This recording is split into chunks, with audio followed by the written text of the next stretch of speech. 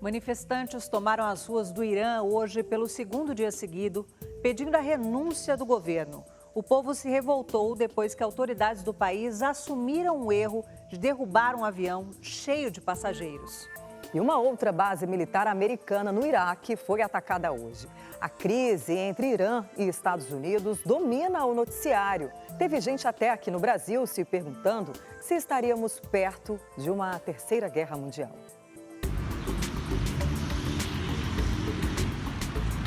Gente, eu tô aqui em uma praça super movimentada aqui.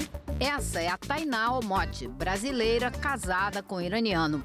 Ela mora na capital, Teherã, há 20 anos. A pedido do Domingo Espetacular, Tainá gravou esses vídeos.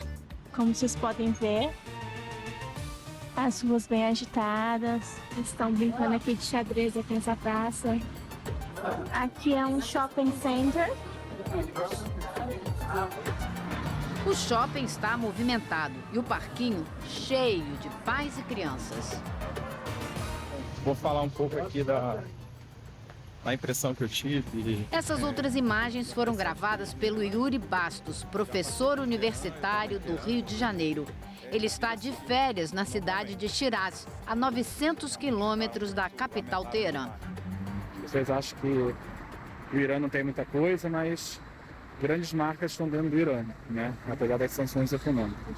Vocês podem ver que estão todas as lojas abertas, tem tudo, está tudo funcionando. Todos os iranianos, assim, quando descobrem que eu sou brasileiro, eles fazem uma festa, me tratam com bastante respeito, carinho, assim, né? Dizem que amam o Brasil. E os brasileiros sabem onde fica o Irã? Fico mais ou menos aqui, por aqui, não fica? Eu acredito que ele fique aqui nessa zona. Aqui, ó, essa região aqui, ó, a briga tá mais por causa dessa passagem aqui, né? O ponto estratégico deles ali, né? Em tamanho, o Irã é o segundo maior país do Oriente Médio, depois da Arábia Saudita. E é rico. Tem a segunda maior reserva de gás natural do mundo e a quarta de petróleo. Metade do que o Brasil vende para o Irã é milho. As exportações em 2018 chegaram a 2 bilhões de dólares. Qualquer eventual tensão com o Irã pode prejudicar esses produtores. Nos últimos dias, o país virou o centro do noticiário internacional. E o mundo inteiro voltou os olhos para o que acontece na região. Protestos contra o governo, ataques de mísseis e queda de um avião comercial. Dias intensos, contraditórios e difíceis para os iranianos. Em uma semana, a população do Irã se uniu em luto pela morte do general Qassem Soleimani, líder da Guarda Revolucionária do país e comandante da Força Quds, que o governo americano considera um grupo terrorista. Soleimani morreu em um bombardeio americano em Bagdá. Para a Casa Branca, ele planejava ataques a embaixadas e bases militares dos Estados Unidos. No Irã, Soleimani era considerado o segundo homem mais forte do governo. Este iraniano, que mora em Nova York há mais de 40 anos, diz que o general pode ter feito coisas erradas. Mas para Maher Yegani é preciso resolver tudo na paz. Em resposta ao assassinato, o Irã lançou mísseis contra 2 bases militares dos Estados Unidos no Iraque. Não matou ninguém, mas provocou estragos. A tensão com os Estados Unidos chegava ao ponto máximo. Nesse clima de pré-guerra, na mesma noite do contra-ataque, um avião de passageiros da Companhia Aérea da Ucrânia caiu menos de 2 minutos após levantar voo em Teherã.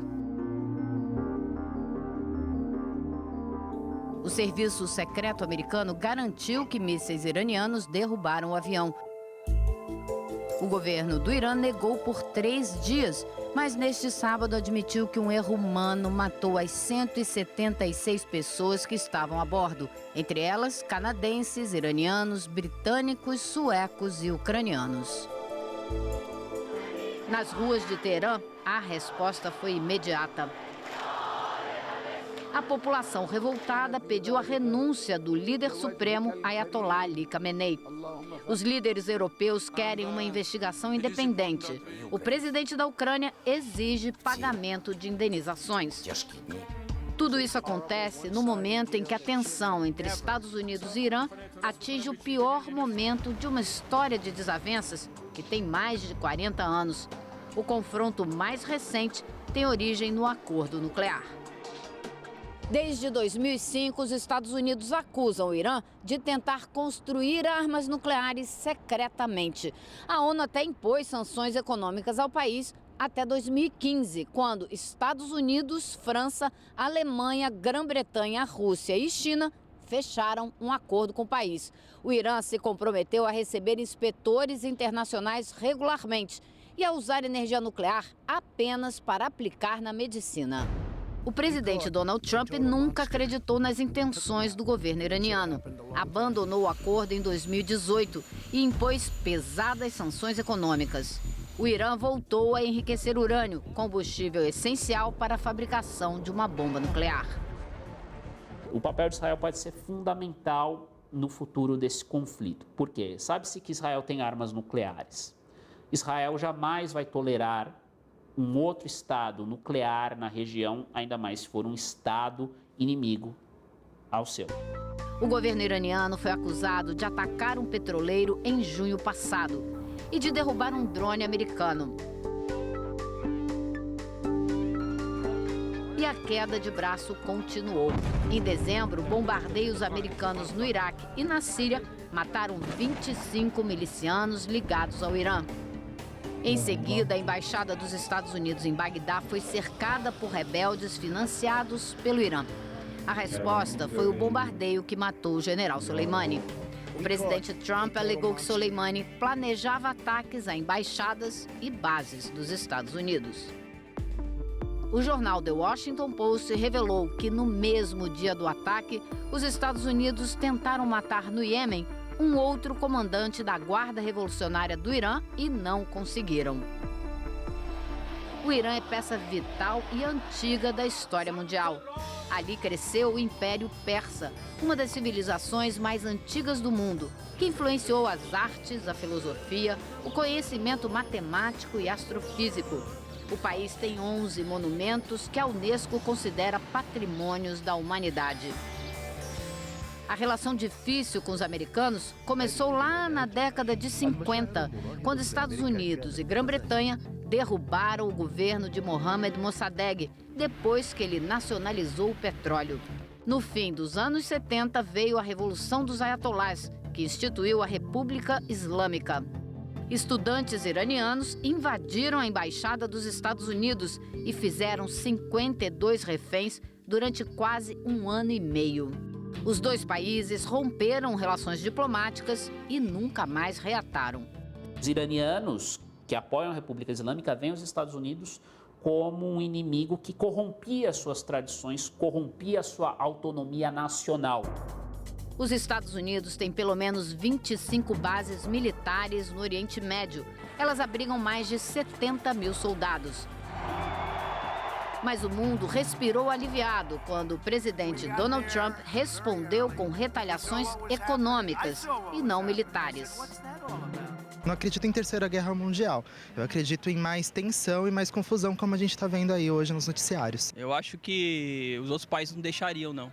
E eu acho também que o Irã não tem essa força para combater os Estados Unidos, não.